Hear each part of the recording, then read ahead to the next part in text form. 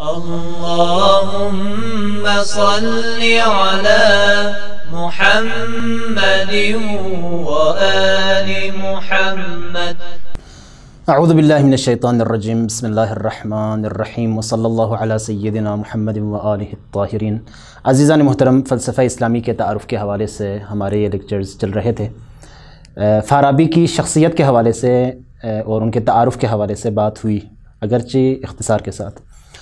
آج کے اس لیکچر میں ہم فارابی کی کتابوں کے تعارف کے حوالے سے مختصر طور پر گفتگو کریں گے.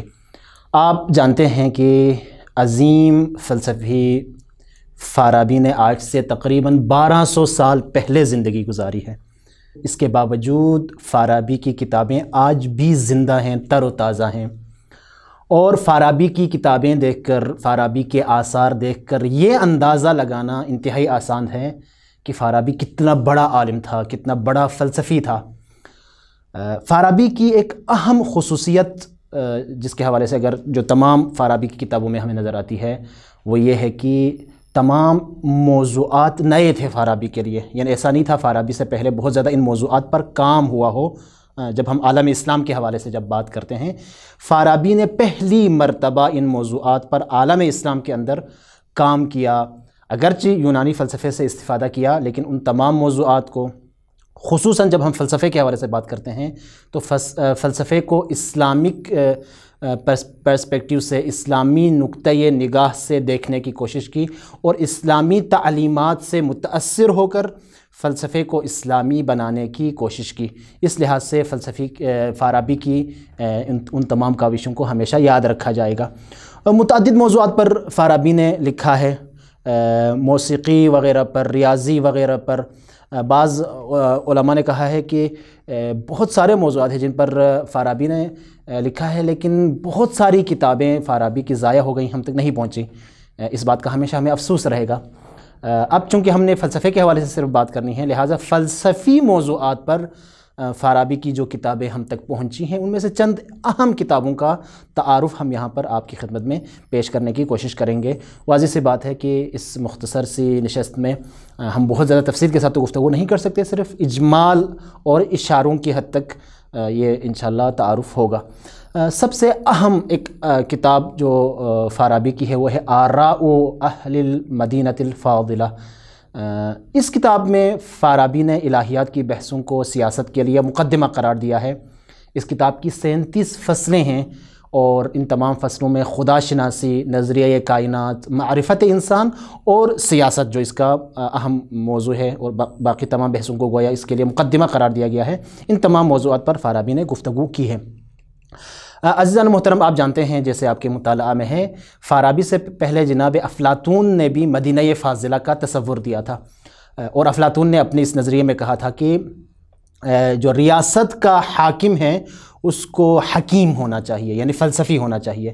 یعنی فلسفی کے ہاتھ میں ریاست کی زمام اور ریاست کی جتنی ذمہ داریاں ہیں، باغ دوڑ ہے، اختیارات ہے، وہ سب کے سب فلسفی اور حکیم کے ہاتھ میں ہونا چاہیے. یہ جناب افلاطون کا نظریہ تھا. تو جناب فارابی جو ہے وہ افلاطون سے ہمیں متاثر نظر آتا ہے یہاں پر. اور ایک فرق کے ساتھ، وہ فرق یہ ہے کہ جناب فارابی نے اپنی اس کتاب میں آراء اہل المدینۃ الفاضلہ، اپنی اس کتاب میں جناب افلاطون کے اس نظریے کو اسلامی بنانے کی ایک حد تک کوشش کی ہے، یعنی اس کی اسلامائزیشن کی کوشش کی ہے. اور جو ایک اہم نقطہ جو بیان کیا ہے وہ یہ ہے کہ جناب فارابی نے کہا کہ جو اصل حکیم ہیں وہ وہی انبیاء ہیں، وہی پیامبران ہیں. لہٰذا ریاست کی جتنی ذمہ داریاں ہیں، ریاست کے جتنے بھی اختیارات ہیں، وہ انبیاء کے ہاتھ میں، یعنی رسولوں کے ہاتھ میں ہونا چاہیے. یہ جناب فارابی نے یہاں پر نظریہ دیا ہے. لہٰذا اب یہ ایک اہم نظریہ ہے سیاست کے باب میں. اب اس نظریے کے تمام جوانب، اس کی تمام خصوصیات، اس نظریے کی تمام تر تفصیلات یہاں بیان نہیں ہو سکتی. اس کے لیے خود کتاب کی طرف ہمیں مراجعہ کرنا ہوگا. ایک اور اہم کتاب جناب فارابی کی احصاء العلوم کے نام سے. احصاء العلوم جیسے نام سے ہی ظاہر ہے، علوم کو جو ہے شمار کرنے کی، علوم کو گننے کی جناب فارابی نے کوشش کی ہے. علوم کے حوالے سے، خود علوم کی طبقہ بندی اور ان کی دستہ بندی کے حوالے سے جناب فارابی نے اس کتاب میں بات کی ہے. اس دور میں جتنے بھی علوم موجود تھے جناب فارابی کے دور میں، اگر ہم عیسوی لحاظ سے دیکھیں تو 10ویں صدی عیسوی میں جناب فارابی نے زندگی کی ہے، تو اس دور میں جتنے علوم موجود تھے ان تمام علوم کی طبقہ بندی کی ہے جناب فارابی نے، اور بتایا ہے اس کتاب کے اندر کہ کس علم کا کون سا مقام ہے اور کس علم کو کہاں رکھنا چاہیے، کس علم کو دوسرے علم سے پہلے پڑھنا چاہیے، کس علم کو دوسرے علم کے بعد پڑھنا چاہیے۔ ان تمام حوالوں سے اب آپ خود سوچئے، آج سے تقریباً 1200 سال پہلے یہ تمام باتیں کتنی نئی ہوں گی، کتنی دلچسپ ہوں گی لوگوں کے لیے، بالکل نئی ہوں گی، اور جو ہے عالم اسلام کے اندر کوئی ایسی شخصیت جو ان حوالوں سے، علوم کے حوالے سے اس طرح سے بات کرے، علوم کی طبقہ بندی کے حوالے سے بات کرے، یہ واقعاً ہمارے لیے فخر کا مقام ہے۔ یہاں پر اس کتاب کے اندر جناب فارابی نے علوم کی کلی طور پر 8 شاخیں جو ہیں وہ بیان کی ہیں، اور ہر ایک کے حوالے سے اپنی جو ہے تفصیلات، ڈیٹیلز وہاں پر اس کتاب کے اندر بیان کی ہے۔ بہرحال البتہ اس کام میں خود علوم کی طبقہ بندی کے حوالے سے جناب فارابی ہمیں جناب ارسطو سے متاثر نظر آتے ہیں۔ یقیناً آپ جانتے ہیں کہ جناب ارسطو نے بھی علوم کی طبقہ بندی کے حوالے سے اہم کام کیا تھا۔ انہوں نے علوم کو نظری یعنی تھیوری سے متعلق جو علوم ہیں اور عملی یعنی پریکٹیکل جو سائنسز ہیں، علوم ہیں، ان کے حوالے سے ایک تقسیم بندی کی تھی، اور ہر ایک کی پھر آگے 3 قسمیں کی تھی۔ تو احصاء العلوم کے اندر جناب فارابی نے بھی علوم کی طبقہ بندی کے حوالے سے اہم کام کیا ہے۔ جناب فارابی کی ایک اور اہم کتاب الجمع بین رأی الحکیمین، یعنی 2 حکیموں کی آراء کی جمع بندی۔ 2 حکیموں سے مراد جناب افلاطون اور جناب ارسطو ہیں۔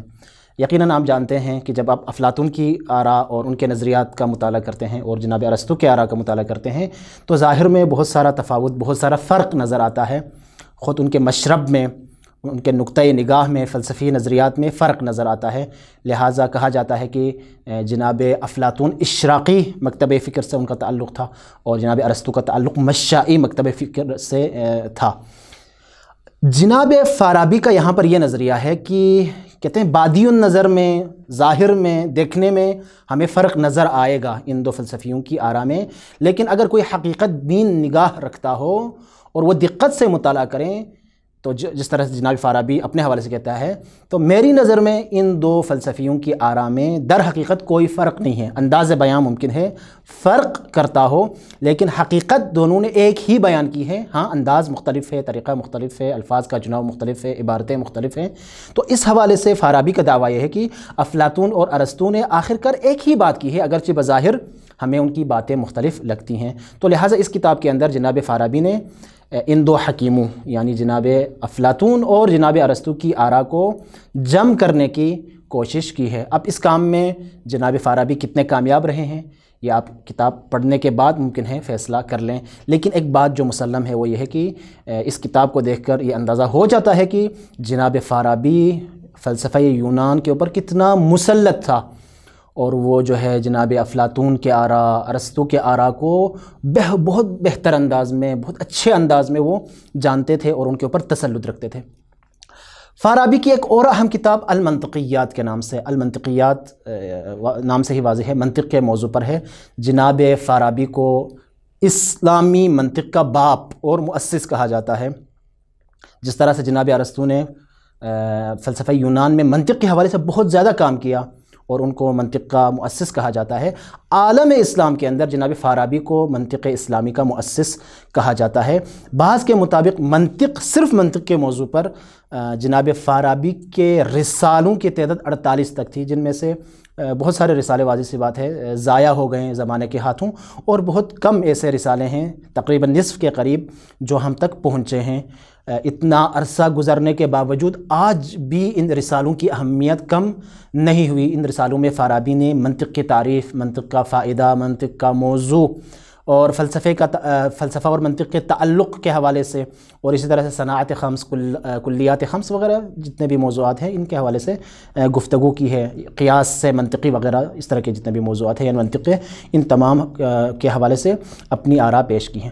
ایک اور اہم کتاب جناب فارابی کی السیاست المدنیہ، مدنی سیاست کے حوالے سے، نام سے ہی واضح ہے، سیاست کے موضوع پر فارابی کی ایک اہم کتاب اس کتاب میں فارابی نے کچھ موضوعات کو مقدمہ قرار دیا ہے، اور ان موضوعات کو مقدمہ قرار دیتے ہوئے اس نظام عالم کے حوالے سے کہ یہ اس عالم کا نظام علت و معلول وغیرہ کا جو ایک نظام ہے اس کی وضاحت کی ہے، اور پھر اس کائنات میں انسان اور اس کی طاقتوں کے بارے میں گفتگو کی ہے کہ انسان کے پاس کون کون سی طاقتیں، کون کون سی صلاحیتیں خداوند متعال نے انسان کو دی ہوئی ہے۔ اس کے بعد پھر شہر اور ملک کو چلانے کے حوالے سے کون کون سے نظام ہو سکتے ہیں، ان نظاموں کے حوالے سے انہوں نے گفتگو کی ہے۔ اور پھر جناب فارابی جس طرح سے پہلے بھی اپنی ایک کتاب میں انہوں نے آراء اہل المدینہ الفاضلہ میں کیا تھا، اس کتاب کے اندر بھی انہوں نے مدینہ یعنی شہر کو جو ہے تقسیم کیا ہے مدینہ فاضلہ اور مدینہ غیر فاضلہ میں، جس طرح سے جناب افلاطون کا نظریہ تھا۔ فارابی نے اس کتاب میں مملکت کی ذمہ داریوں کو آشکار کرتے ہوئے شہریوں کے حقوق کے حوالے سے اہم باتیں کی ہیں۔ دیکھیں جو شہری حقوق کے حوالے سے آج سے 1200 سال پہلے اہم باتیں کی ہیں جناب فارابی نے۔ تو ایک اہم نقطہ وہ یہ ہے کہ فارابی کی نظر میں مدینہ فاضلہ کے لیے معنوی امور، روحانیات اور اعتقادات کی طرف توجہ انتہائی ضروری ہے، یعنی یہ کچھ شرائط ہیں مدینہ کو فاضلہ بننے کے لیے۔ ایک اور اہم کتاب جناب فارابی کی التنبہ علی سبیل السعادہ یعنی سعادت کے راستے کی طرف رہنمائی۔ اس کتاب میں فلسفہ اخلاق کے موضوع پر اہم کتاب ہے، تو اس کتاب میں جناب فارابی نے سعادت تک پہنچنے کا جو راستہ ہے ان کی نظر میں، اس راستے کی وضاحت کی ہے، اس کے حوالے سے گفتگو کی ہے۔ جناب فارابی کا یہ کہنا ہے کہ سعادت وہ آخری ہدف ہے جس تک انسان پہنچنا چاہتا ہے، سعادت سے آگے کوئی اور دوسرا ہدف نہیں ہے، یعنی انسان ہر کام کو اس آخری ہدف یعنی سعادت تک پہنچنے کے لیے انجام دیتا ہے۔ اس حوالے سے اخلاق کو تقسیم کیا ہے اخلاق جمیلہ اور اخلاق قبیحہ میں، اور ہر ایک کے حوالے سے گفتگو کرتے ہوئے انسانی صفات کو اعتدال کی سطح پر کیسے رکھنا ہے، اس حوالے سے اہم نکات جناب فارابی نے بیان کیے ہیں۔ تو اس کتاب میں جناب فارابی نے اپنی کتاب احصاء العلوم کی تقسیم سے ہٹ کر علوم کی ایک اور طرح سے طبقہ بندی بھی کی ہے۔